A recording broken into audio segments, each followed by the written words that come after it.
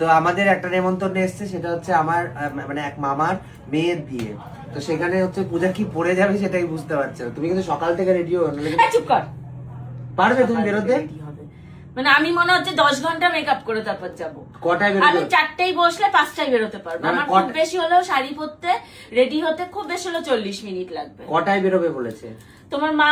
আর সব থেকে বড় কথা, তোমার মায়ের সাথে আমার আজকে ফোনে কথা হয়েছে। তোমার মা মানে আমার শাশুড়ি মা, আমার মা বলেছে যে 6:30 থেকে 7টায় বেরোবে। 7টায় অন্যায় করে ফেলেছে। মানে আমার মা, এটা আমার মা যদি বলে থাকে 6:30 7টা, সে আর বিয়ে বাড়ির ভাত পাবে না, আমি গ্যারেন্টি দিয়ে বলতে পারি। সমস্ত খাওয়া শেষ হয়ে যাবে, গিয়ে পৌঁছাবো 11:30টায়। আমার মা অন্যায় করেছে, ভুল করেছে। তুমি এটা আমাকে না জিজ্ঞেস করে কি করে এই অন্যায়টা আমার মা করতে পারলো? তুমি 5টা ধরে চলো, নাহলে কিন্তু বিয়ে বাড়ির সমস্ত খাবার শেষ হয়ে যাবে। আমার মায়ের কথা তুমি ভুলে যাও, বাবু 5টায় গাড়ি আসবে, তাহলে কিন্তু তুমি 7টায় বেরোতে পারবে। কেউ বিয়ে বাড়ি যায় না। 5টায় ধরে চললে তবে তুমি 7টায় বেরোতে পারবে।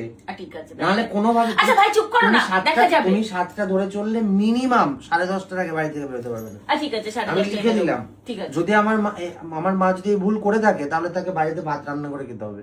যদি আমার মা তোমায় 6:30 বলে থাকে, ভাত রান্না করেই খাবে, যাও তুমি।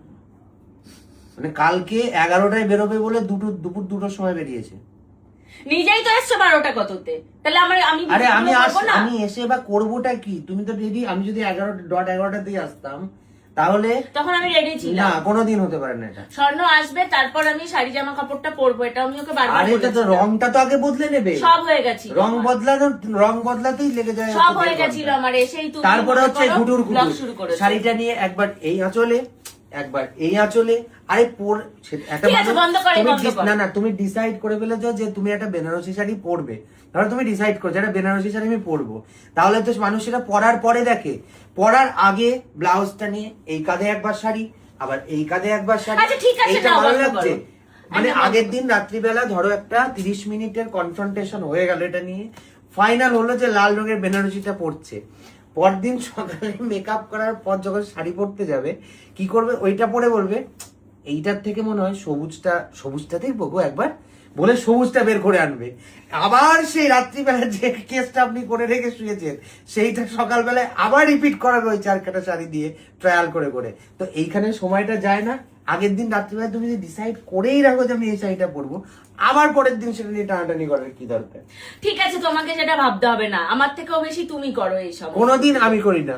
আমি তো হাতের সামনে যা পাই তাই পরে চলে যাই। যা পাই তাই পরে চলে যাই। আর আমার তো এত 5 রকমের এদিক ওদিক করার ব্যাপার নেই। কালকে আমরা যেখানে যাওয়ার কথা ছিল, আগের দিন রাত্রিবেলায় রাত্রি 2টো পর্যন্ত ভিডিও কলে বসিয়ে রেখেছে কোন শাড়িটা পরবে সেটা সিলেকশন হয়ে গেল। পরের দিন সকালবেলায় আবার যখন এসেছি, আবার ওই প্রথম রাউন্ড থেকে শুরু হয়েছে। আর শুধু আমি না, আমি, তারপরে আমার পরে মা, মায়ের পরে বাবা, 3 রাউন্ড ঘুরে আসতে গিয়ে বেজে গেছে দুপুর 2টো। আমার মা যদি ভাই 7টা বলে থাকে, মা তুমি আমার জন্য ভাত রেঁধে রেখো, আমি বিয়ে বাড়ি যাবো না, অসম্ভব। তুমি একা যাও, আমি যাবো না। ভালো আছে, 7টায় যাবে।